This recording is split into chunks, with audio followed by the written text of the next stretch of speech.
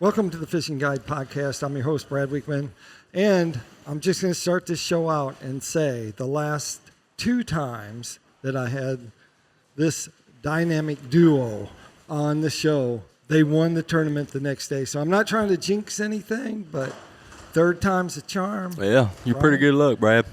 I'll take that. I've been in the boat with you guys. You guys are just phenomenal anglers, and as a team you guys work so well together. But don't let me hold this back. Let's start with what happened to your boat. It used to be beautifully red, I guess. Yeah, we changed it up. Happy Hollow Outdoors stepped on board with us and wanted to do a wrap on my boat, so I figured that would probably be best for preserving that pretty red paint anyway. So Right.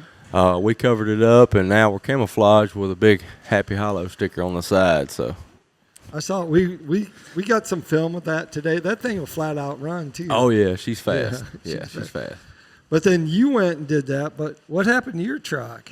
Your truck got a little face change too, didn't it, Clay? Yes, sir. Got some new logos added this year. New logos. Anyone in particular? You gonna throw someone out there? Bait Fuel, Yeah.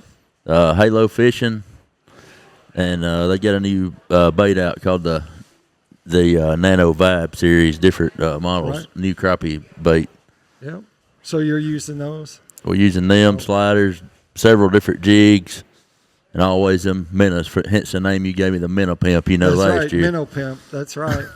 Let's get right to those minnows and how they're going to play a part in not only like in this tournament, but if the angler was going out fishing for the next couple months, what are they going to look like when it goes to fishing with a minnow? What's their rig?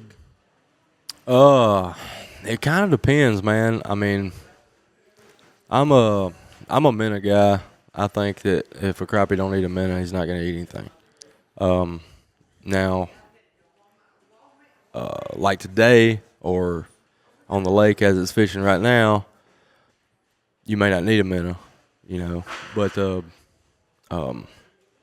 it's kind of weird because the fish is either going to bite or it's not. Right. That's the way it's fishing right now. I mean, you may only catch 5 fish all day, but he was going to bite whatever got in front of him, Okay. So that's just weird, man. Some of them will knock the crap out of it, and some of them don't want to touch it. I don't know. It's fishing pretty bad. I don't know if it's a cold or what, but the water was 38 degrees this morning, so that could have something to do with it. A little chilly. Yeah, they're froze. So size-wise, what like are you using like for this tournament and then early in the spring? What size minnow should they be looking at? I think we're going to need some small ones here, but it's all about what lake. Grenada, they need big minnows, bigger fish, but here it's going to have to be something small. We hadn't tried them here yet, so we'll see tomorrow. See you tomorrow. And what's the rig going to be like? The minnow rig hook. What's the terminal tackle going to look like? It's going to be a bobber stopper, tungsten weight, another bobber stopper, and then down about 18 inches, a Guthrie tackle hook with a minnow through the lips. Okay. And to get that all ready, when did you start tying rods? Did you tie them today or did you tie them the day before? That was kind of give them an idea of what you do in the background. Last night we got everything together, and we come down here and pre-fished about 4 hours today. So the water temperature's in the 30s, so we're just looking for 5 bites. Right. It was tough out there today. So you're going out there in your guide service, let's say early in the spring, and they're using minnows. What are you telling the people that are going out with you, like setting the hook and things like that? What are the things that you're looking at, and so you're helping that person catch more fish? What are you really looking at? I always tell them that you would probably catch more fish if I blindfolded you. Really? Yes, because you look at that screen and you're going to miss them. Especially until you get the feel for it, Right.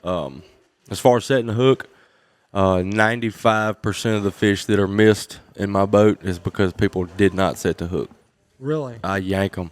I don't powder puff them. I yank them. We got to get them in the boat. I want them to yank until the drag whines. Wow. Yeah, I want them to rip that thing. I want them to try to pull. You need to bring up a set of lips or a fish. All right. One or the other. And so that's the way I roll with that. But I mean, you're gonna learn. Right. I don't expect anybody to ever know, exactly what they're doing whenever they get in the boat, especially if they haven't done it before.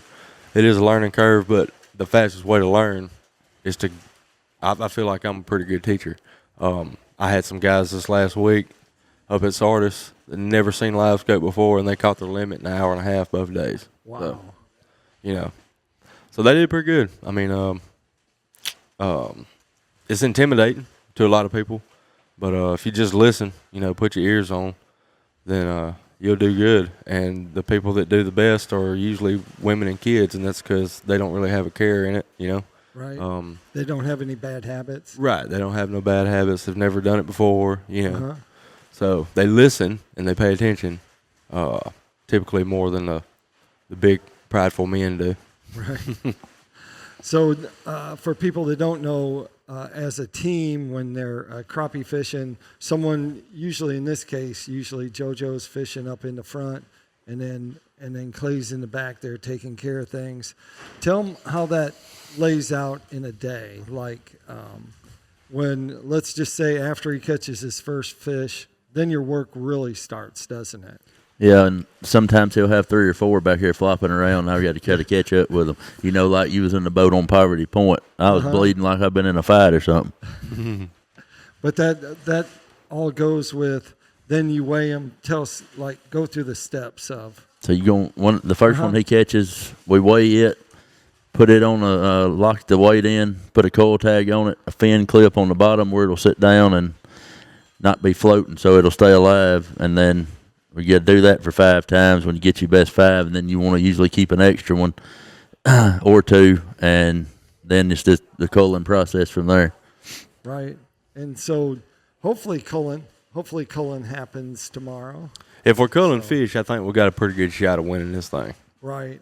And so tell people, we talked about live scope just for a second. Tell them about live scoping. Tell them about the look of what a crappie, looks like, and how do you know that crappie's going to bite? Okay. So it's hard to explain. To me, it's very hard to explain. I can show you better than I can tell you, but it's just I've seen so many of them. I've looked at the behavior so much. I know what a crappie acts like. I know what a big crappie acts like. Heck, that guy trip I took, my boat was getting wrapped, so I wasn't in my boat, and I was with somebody else's boat, and I had a 22-inch screen with a 34 transducer. Right. Something that's way out of my jurisdiction, So I had to go back through and relearn his screen, Right. But I knew how a crappie acted. I knew the behavior behind a crappie. I knew the behavior behind a big crappie. So on his screen, all the fish looked the same. We caught a 288 was the big fish. Yeah. And we caught 12 inchers, There was no difference in the size of that 12-inch fish on that screen as there was that 288, but I could tell the behavior of the fish, Right. Up and down off the bottom, the way he was sitting on the bottom, the way he reacted to the jig right before he bit, just little things like that you pick up on. So also I've heard stories of crappie in Grenada as they turn and face. Mm-hmm. Tell us a little bit about that, because that's like, say, I remember you, like Oklahoma and places like that where I know we went to Eufaula in Oklahoma, and I watched these guys catch them, and they caught them. They're like 1.8, 1.87 or something. You guys had it down to the 100/10ths of it, but those fish were different compared to as that angle is. Yeah. So Eufaula's a different animal, man. I feel like those fish starve to death. So because every one of them bites. But Grenada, yeah, they do. Or up there at my lakes, I love it whenever it's muddy. The fish get right up on top of the water, and you can literally see them. When they see your jig, they get up under it, like directly up under the jig and looking straight up at it. And once they start cocking like that, you better take the safety off, because it's gonna happen. Wow. Yeah, they're gonna thump it. So as you're in the back, but beside them or with the net, what's usually your conversation with JoJo? Is it, hey, do you need a cookie or anything like that? Or do you get up there and do you really like? We fish together so much now. I usually don't have to ask him. I can tell if he's running low on Marlboro Reds. I can tell if he needs I can tell if he needs a Red Bull. As far as talking about the fish, no, I'm just ready with a net. Yeah. So what do you talk about in the boat? Just out of curiosity. Really, nothing much. Unless you're in there and we talk, Oh. Yeah, we're focused, completely zoned in, and on it, And Clay, I don't hear a lot out of him other than he'll ask me a few times, Right. if I need something or something like that, if I want something to drink, if I've been up there for a while, and he knows that I haven't had anything to drink, because I lose track, because I'm completely focused. That joker goes all day, never eats nothing. I won't say how he does it. I'd be fell out back there. You can't tell it by looking at me, but I don't eat much. Yeah, that's about right though. But I think that's just part of fishing and part of the team. So as you're out fishing and the line breaks, what's kind of the procedure? What do you go through? His line broke, and then what do you do? We've always got at least 2 rods ready, so I'll hand him the other rod and be back there retying it. If he catches one, I'll throw it down, go net it, weigh it, and then come back to work on the rod I was working on. So it's kind of like a process. And you do you fish much together when you're not fishing in tournaments? We fish so many tournaments, we're pretty much fishing all year, at least once or twice a month, Right. tournament-wise. Yeah, so, we get to fish. That is our fishing together. Yeah. I see. And usually during a tournament, we're so busy. Last year at Eufaula, he fished a lot. He got up front pre-fishing, and I can't count the fish he caught, But we usually just strictly business. You know what I mean? Right. So we don't go fun fishing. You don't go fun No, fishing? fishing's not fun to me anyway. But it's kind of a business thing. I love winning. I love competing. So You have a lot of those trophies that you've been collecting, both of you. yeah, So- we've got a good bit. You're looking for more hardware here. That's right. Yep. I've always been competitive my whole life, and Clay's a very competitive guy too. So we go good together as far as that goes. All right, tell us which tournaments are you going to fish this year in the NCL? Do you know? Like in the NCL, you have this one Yeah. and maybe 3 more. Yeah, I Is think that we it? got 5, so we'll have 5. this one and 4 more. Okay. Um, you know which No, ones? let me see. So this one, Yep. and then let me see. Championship. The championship, and then we go to Shreveport, Cross Lake, Grenada in October, Kentucky Lake, April the 12th, Uh-huh. and I think it's one more, but there's so many on the schedule, I don't really remember. Yeah, we got 20-something tournaments on the schedule, so it's kind of hard to keep up with them. Once we get to a new month, we just start looking at the calendar. There you go. Maybe Like, we Lake know Murray, 2 or South 3. Carolina or something, I think. South Carolina. Yeah. Yeah, that's going to be interesting there. Yeah, that's out of my league.